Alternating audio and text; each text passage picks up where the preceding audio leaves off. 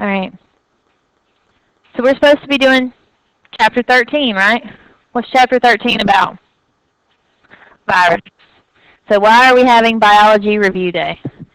Because a virus works by hijacking your cell. A virus goes into your cell, and it takes over your normal cellular processes.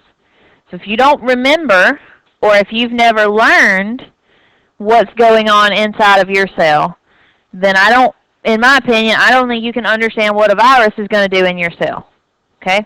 So in order to understand viral replication, you need to understand 3 very important processes that occur in your body. You need to understand DNA replication, RNA transcription, and protein translation. So how many of you know what that stuff is?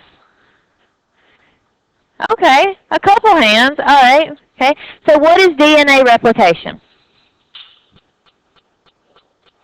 Okay, it happens before a cell divides. When I have DNA replication occur, I take my piece of DNA and I do what to it? I make a copy of it. Okay? What enzyme does that?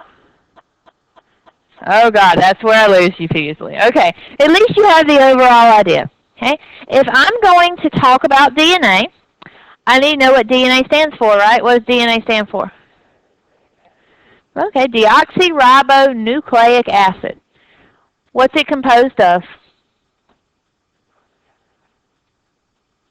Deoxyribose sugars. That's kind of the right answer. DNA is composed of nucleotides, right? It's a whole bunch of nucleotides stuck together. If I write on here,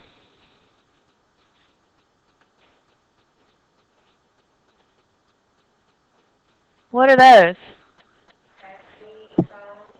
That's the nucleotides. These are the 4 nucleotides that your DNA is built from. Everybody's DNA is built from different combinations of these 4. A stands for adenine, T stands for thymine, C cytosine, G guanine. Okay? Does DNA look like this? Has another strand, right? DNA is double-stranded in the human body, always double-stranded. So what would be hydrogen bonded to this A? T. Right? Good. That's important to know. DNA in your body is always double-stranded. You're going to see these nucleotides in various sequences, right? And anytime you have an A, it binds to a T. Anytime you have a T, it binds to an A. Okay? If I was going to complete DNA replication, I'm going to take this strand of DNA and make an exact copy of it, right? I do this in a semi-conservative fashion. Okay, so what does that fancy sounding word mean? That means if I want to copy this, I have a little enzyme that comes along and it reads my first nucleotide, it reads the T, and it sticks an A in. Then my enzyme comes to the A, makes a T. My enzyme comes to the G, makes a C, comes to the C, makes a G. At the same time, another enzyme exactly like that first one is up here on my top strand, reading it. It reads the G and puts a C. It reads the C, puts a G. It reads the T, puts an A, and it reads the A, puts a T. Okay? At the end of this, it's going to be split apart right there. So I've ended up with 2 copies of exactly what I started with, right? But each new copy has half of it that's old and half of it that's new, right? Everybody can see that? Why do we do it that way?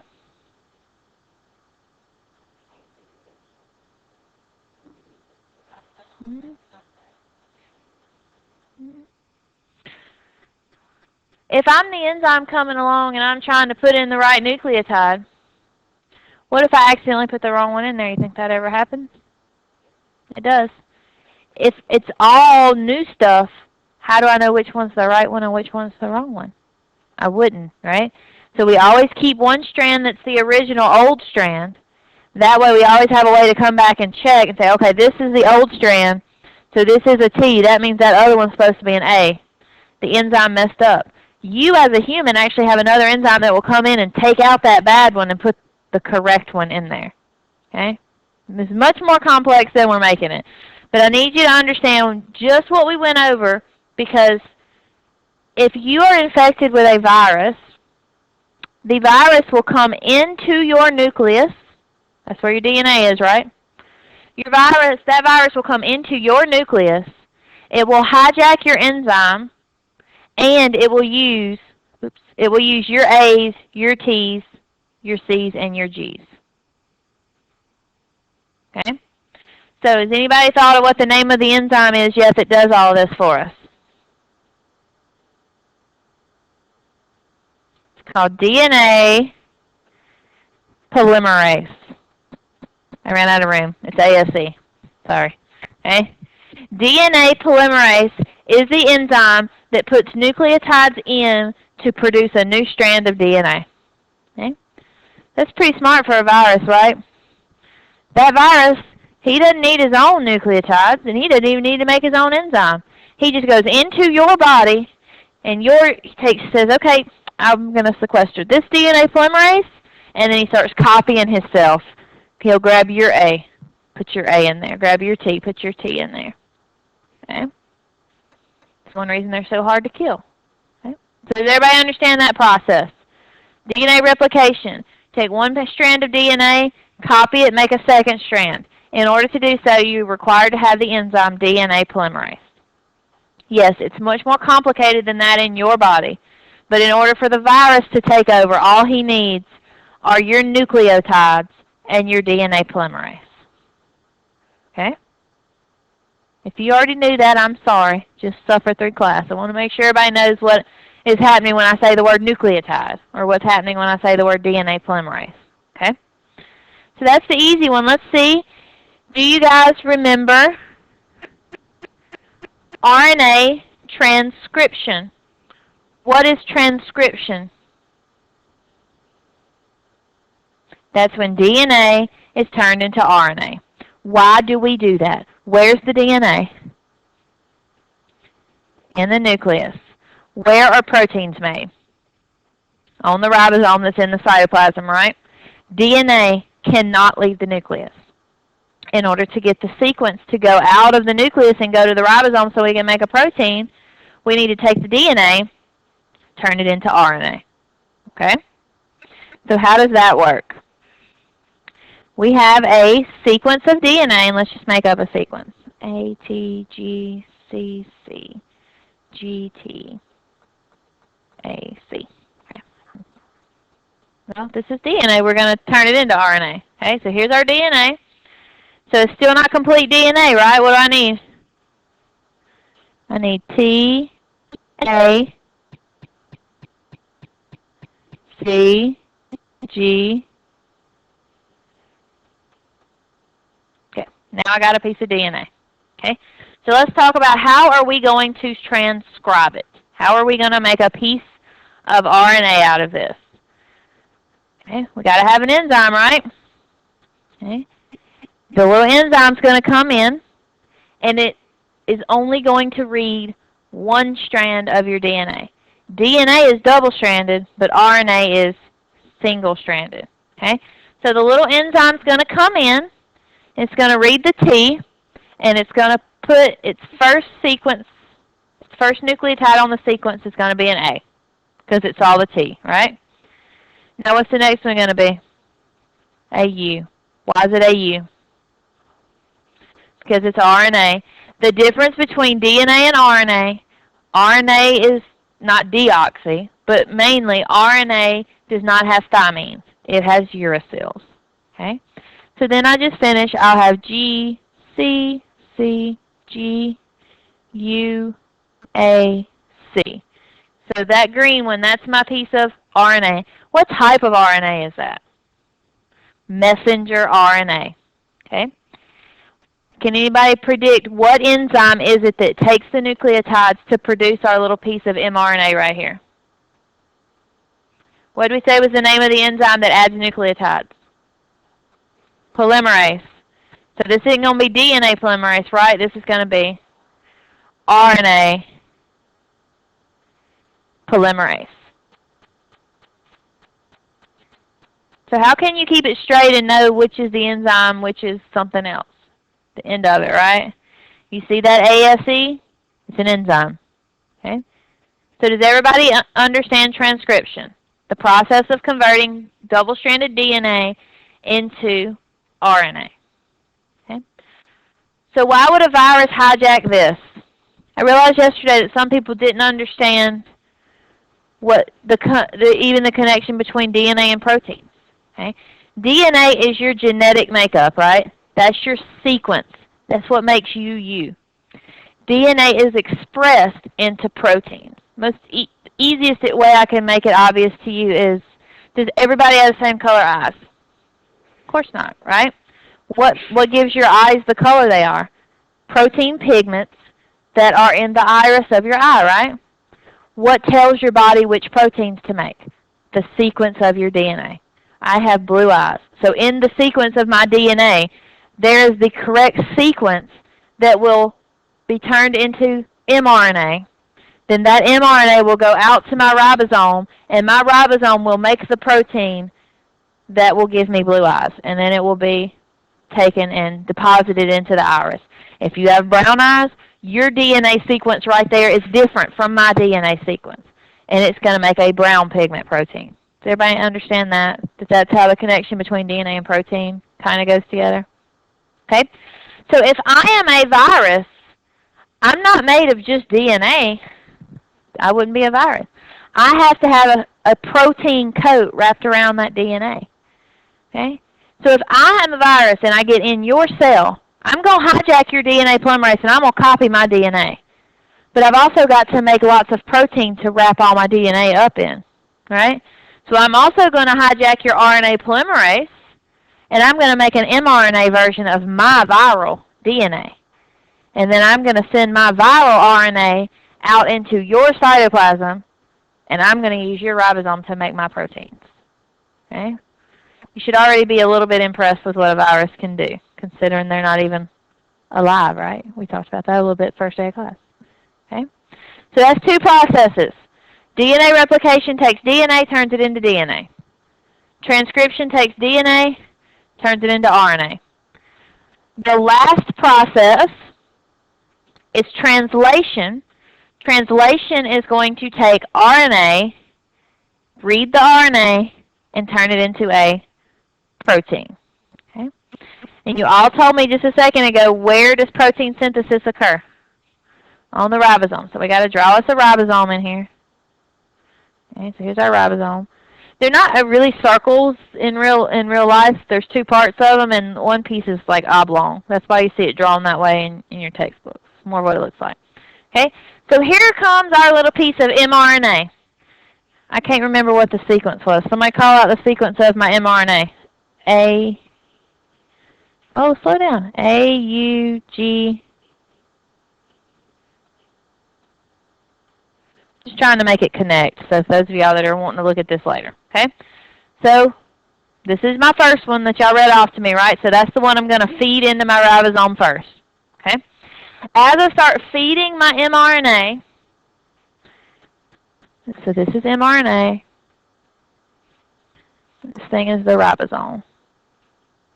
Okay. As I start feeding my mRNA into my ribosome, the ribosome locks in and reads my first three pieces of my mRNA, my first three nucleotides. Those three nucleotides are considered a codon, right? So some of this is familiar to you guys, right?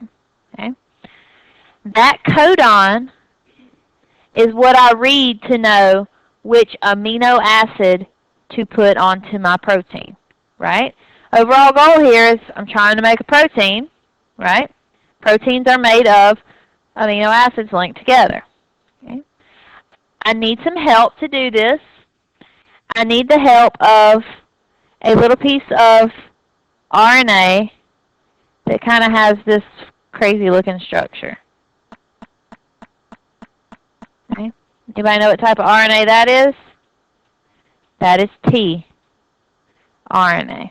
Okay? It's a sequence of RNA, so it's going to have a nucleotide sequence, right? Just like our mRNA has a sequence. This one has a sequence. Up here on the very top of it, the sequence is going to be C-A-U. Okay? Hanging off of the bottom of my tRNA, going to have an amino acid on there. Which amino acid is hanging on to the bottom of my tRNA depends on the sequence of these top 3 nucleotides. What are those 3 nucleotides called? These 3 are the codon. This is the anti-codon. Okay? So this should be kind of sparking memories as we go through this. That's why we take the time to do it. If you've never heard this stuff before, you had bad biology teachers. I'll just come out and say it. Okay? All right. So this tRNA, what does T stand for? Transfer. Okay? He's going to come over here. They're just floating around in the cell, the tRNAs. Okay? When this codon sequence gets into the ribosome, the CAU of the tRNA can bind to that, right? Y'all told me at the very beginning, hey, I get it. C goes to T, C goes to G, A goes to U or T, right? Y'all told me that. So that's the top part of my tRNA. He's coming over here. Now I'm going to be lazy. I'm just going to draw a cross. At the bottom of this is an amino acid. Okay? So what do I need to do to make a protein? I need to stick some amino acids together, right? All of this has now have the GUA has a match. The AUG has a match. So it's going to scooch over, right? When it scoots over, what are the next 3 nucleotides I'm going to see? The CCG, right? So another piece of tRNA will come over here. At the top of this tRNA, we'll have CGG, right? Hanging off down here, we will have another amino acid. Now I've got 2, right? So now I just need to kick this guy off and hook my amino acids together. Now I have a dipeptide. So what do I do to keep growing my protein? I take these and I scoot them over, right? And now I'm going to read my next 3 pieces. It's a UAC, right? So I'd have another piece of tRNA come up. It's going to bind GUA at the top. It'll have another amino acid on the bottom. I kick off my tRNA, bind my amino acids together. Do you see what we're doing? Each time we read a different piece of the mRNA, we're bringing another amino acid up. Why are you all looking at me like I'm crazy? I don't know. I think this is supposed to be a C, and it just has a little mark on it. So then that's why I put a G. I think this is a C, and I just wrote it bad. Okay. If this seems like complete other language to you, you have homework this weekend. That's why I take an entire day of lecture to point this out to you. If you don't know what this stuff is, you're not going to understand Chapter 13. You should have learned this before you got here. That's why biology or Principles of A&P is a prereq for this course. They're supposed to teach you this first so you can understand viruses when you get to me. Okay? So I've got a few more things to help you learn. First, let's kind of sum it all together. So in the human body, we have the ability, kind of like the purple, to take DNA and make lots of copies of it to make more DNA. We can do that, right? The enzyme that does that is called DNA polymerase. In order to do this, we need the DNA polymerase, but we also need lots of nucleotides to make the new DNA, right? Okay. Your body can also take the DNA and transcribe it into RNA. To do that, you need RNA polymerase and also nucleotides again. You got to have some A's and T's A's and U's and C's and G's to stick in there. And eventually you can take your piece of mRNA and translate that into a protein. To do that, you got to have lots of tRNAs floating around with the amino acids on them, right? To come up there. Okay? A virus can steal any of this stuff. It can go in your cell, and it can completely take over both of these processes, or all three of these processes. If that doesn't make a virus sound scary enough, viruses can also have their own enzymes that can do really crazy things. We can't take RNA and make more RNA from it. We can't. Humans, we don't have a need to do that. Humans can only make RNA from DNA. Viruses have an enzyme. They can make RNA from RNA. Okay? Viruses can take RNA and turn it into DNA. Okay? So you certainly can't understand the reverse of this process if you don't understand the forward of the process. Okay? And just to give you a preview of how crazy some things that viruses can do can really be, there are viruses that can take RNA. They have RNA, not DNA. They take their RNA in our body, turn their RNA into DNA, then stick their DNA in our DNA, and now there's absolutely no way to cure it except killing our own DNA. Any of you know any viruses that do that? HIV. That's why there's no cure for HIV. And I firmly believe we'll never cure HIV. I think we'll create a vaccine to prevent it one day, but I don't think we'll ever cure it. That's just my opinion. You don't have to believe it. That's just my opinion.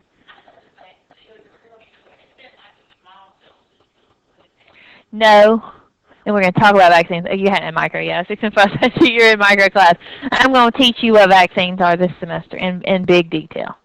In AMP2, I probably said it sort of, but I'm going to really teach it to you in micro. We're going to talk about vaccines. All right. So your homework is to make sure you understand that. On Blackboard, what I just said is located under your audio lectures. But you'll also see there are some biology review animations on Blackboard. Okay? If you click on them, a wonderful little video will pop up. I highly recommend that you understand this stuff. Okay? I said it in class yesterday, and I'm going to say it exactly to you the same way. You really, really, really need to understand replication, transcription, and translation when you come to class next Tuesday. Does everybody hear the seriousness of my voice when I say you really, really need to understand that? Yes. Why is my video not happening? I really hate technology. You notice it says done down here and it says thinking up here. Let me shut this